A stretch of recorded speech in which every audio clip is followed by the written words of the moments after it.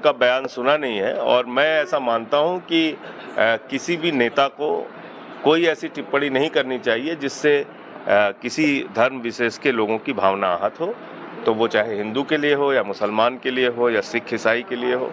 हमें इस प्रकार की बातें कहने से बचना चाहिए। बीजेपी को आपने जगह उन्होंने बैठक की है, लेकिन उसके बाद भी भाजपा का आरोप है कि कोई नतीजा नहीं निकला है और विपक्ष कभी भी एकजुट नहीं हो पाएगा 2024 में। देखिए, ऐसा है कि भाजपा खुद 23-23, 24-24 दलों की सरकार चला चुकी है, तो इसलिए भाजपा को कोई कमेंट करने का अधिकार नहीं। आज भी वो गठबंधन में है, सिक्किम क्रांतिकारी मोर्चा के साथ गठबंधन में है, एनपीपी के साथ गठबंधन में है, अठावले जी की रिपब्लिकन पार्टी के साथ गठबंधन में है, अपना दल के साथ गठबंधन में है, अकाली दल शिवसेना उनको छोड़ के भाग चुका है। 140 करोड़ का देश है ये। यहाँ मौजूदा परिस्थिति में तालमेल करके ही पार्टियां चुनाव लड़ती हैं, तो भाजपा को अपने गिरेबान में देखना चाहिए। कांग्रेस के साथ जो आम आदमी पार्टी के रिश्ते हैं वो क्या गठबंधन में आड़े नहीं आएंगे? उसमें हमारी स्थिति बिल्कुल साफ है। हमने पहले दिन से कहा है कि काला अध्यादेश जो है दिल्ली के खिलाफ, उस पर कांग्रेस को अपनी स्थिति साफ करनी पड़ेगी, तभी गठबंधन में जाएंगे। कांग्रेस का रुख तो साफ हो। जिस गठबंधन में कांग्रेस है और कांग्रेस अगर सार्वजनिक नहीं कर रही है कि काला अध्यादेश पे उनका मत क्या है, तो हमारे लिए कैसे जाना मुश्किल है हमारे लिए। बत्ती गुल अभियान हमारा है 26 से 1 तक, और जिसमें कि हम लोगों से अपील कर रहे हैं कि आपकी जो बिजली कटौती होती है उसका वीडियो बनाइए, तार खराब है उसका वीडियो बनाइए, ट्रांसफार्मर खराब है उसका वीडियो बनाइए और इसको मुख्यमंत्री तक पहुंचाइए। आप नहीं पहुंचा सकते तो एक नंबर हमने जारी किया है, उस पे पहुंचाइए।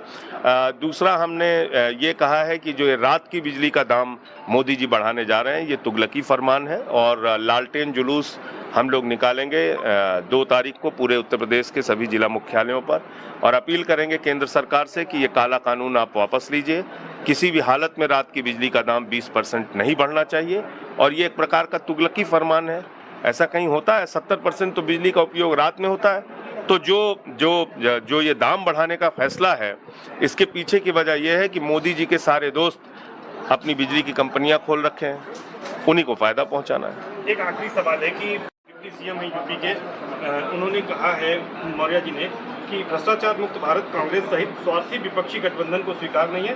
प्रधानमंत्री श्री नरेंद्र मोदी जी को भ्रष्टाचार बर्दाश्त नहीं है। तो देखिए, ऐसा है कि भ्रष्टाचार अगर प्रधानमंत्री जी को बर्दाश्त नहीं है, जहां कल वो मध्य प्रदेश में बोल रहे थे, तो पीछे से जो व्यापम के घोटालेबाज जो खड़े थे वो कह रहे थे कि आप गलत बोल रहे हैं, झूठ बोल रहे हैं। तो व्यापम के घोटालेबाज कल उनके बगल में खड़े थे। आप चले जाइए आसाम, वाटर घोटाले में वहाँ के मुख्यमंत्री फंसे हुए हैं। आप चले जाइए बंगाल, बीजेपी का जो विधायक दल का नेता है शुभेंदु अधिकारी, वो नारदा सारदा स्कैम में फंसा हुआ है। आप चले जाइए कर्नाटक, 40% कमीशन की वहाँ इनकी सरकार चलती है और वहाँ पे येदुरप्पा से लेकर रेड्डी ब्रदर्स माइनिंग घोटाले में फंसे हुए हैं। आप सब कुछ छोड़ दीजिए, राम मंदिर चले जाइए, वहाँ घोटाला किया इन लोगों ने। आप चले जाइए उज्जैन, वहाँ महाकाल के मंदिर में घोटाला किया। तो प्रधानमंत्री जी, घोटालेबाजों पर अगर कार्रवाई करने की आप गारंटी दे रहे हैं, बहुत खुशी है मुझे, लेकिन शुरुआत कम से कम राम मंदिर के घोटालेबाजों के खिलाफ उस पर कार्रवाई करके आप शुरुआत कर दीजिए। तो समाजवादी पार्टी के आम आदमी पार्टी का स्टैंड बहुत साफ है।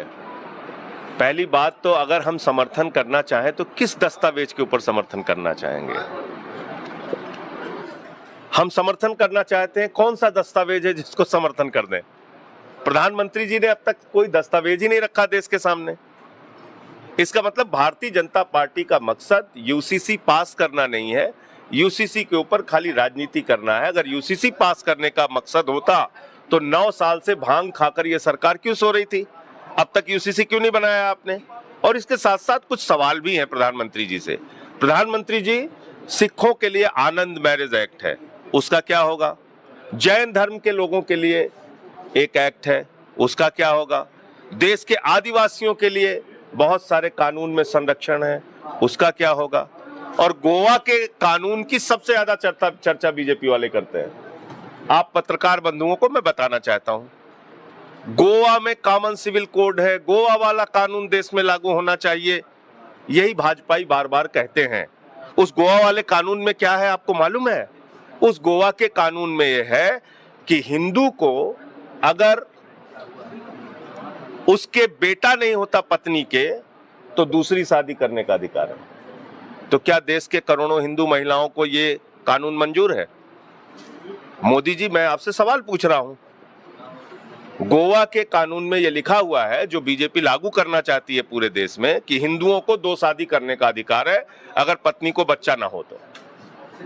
आप बताइए तो ये तमाम ऐसे सवाल हैं जो कि आपको इसका जवाब देना पड़ेगा और सामने रखना चाहिए, अपना ड्राफ्ट रखना चाहिए, तब हम लोग अपनी राय देंगे। पार्टी है, आप बताइए उनके पास मुद्दा क्या है? क्या बिजली के लिए काम करते हैं, शिक्षा के लिए काम करते हैं, स्वास्थ्य के लिए काम करते हैं, सड़कों के लिए काम करते हैं, क्या देश की तरक्की के लिए काम करते हैं? क्या 18 करोड़ नौकरी दी क्या उन्होंने? क्या किसानों के फसल का दाम दोगुना हो गया? क्या सबको पक्का मकान मिल गया इस देश के अंदर? क्या महंगाई कम हुई? ये सारे सवाल हैं। और बीजेपी करती क्या है? हिंदू को मुसलमान से लड़ाओ, हिंदू को सिख से लड़ाओ, हिंदू को ईसाई से लड़ाओ, फिर हिंदू हिंदू को लड़ाओ, जाट को गैर जाट से लड़ाओ, मराठा को गैर मराठा से लड़ाओ, मणिपुर में 2 आदिवासी समुदायों को लड़ाओ। तो इसीलिए भारतीय झगड़ा पार्टी है। इसके रहते हुए ना देश तरक्की के रास्ते पे जा सकता है, ना अमन और चैन रह सकता है। तो इसलिए इसको हमने कहा कि ये भारतीय झगड़ा पार्टी है। अच्छा, मिस्र में प्रधानमंत्री गए थे मस्जिद में, उसको लेकर देखिए, मिस्र में मस्जिद में गए, अच्छी बात है, मैं उसकी आलोचना नहीं कर रहा हूं, लेकिन आप पाकिस्तान में जाते हैं तो नवाज शरीफ को गले लगा लेते हैं, जब दुबई जाते हैं तो वहां शेखों को गले लगा लेते हैं, मिस्र में जाते हैं तो वहां मस्जिद के अंदर भ्रमण करने चले जाते हैं, मौलानाओं को गले लगा लेते हैं। तो हिंदुस्तान में भी बहुत सारी मस्जिदें, 1-2 मस्जिद यहाँ भी घूम लीजिए, यहाँ बहुत सारे मुसलमान रहते हैं, उनको भी गले लगा। यहाँ तो आप कहते हैं हम कपड़े से पहचान लेते हैं। और देखिए, ये दोहरा चरित्र वाली पार्टी है। एक तरफ कहते हैं बांग्लादेशियों को भगाओ और दूसरी तरफ अपने दोस्त अडानी से कहते हैं बांग्लादेशियों को बिजली पहुंचाओ। आपको मालूम है, झारखंड में कोयला हमारा, धरती हमारी, बिजली हमारा, और सारा का सारी बिजली जो है वो झारखंड के लोगों को नहीं मिलके वो बांग्लादेश की सप्लाई हो रही है। तो क्यों हो रही है? क्योंकि प्रधानमंत्री जी ने बांग्लादेश के आज़ादी के जब 50 वर्ष पूरे हुए तो उन्होंने कहा कि वो बांग्लादेश की आज़ादी के योद्धा हैं, उन्होंने बांग्लादेश को आज़ाद कराने में लड़ाई लड़ी है। तो आप देखिए, पूरी बिजली, आप लोगों को बिजली नहीं मिल रही है यहाँ,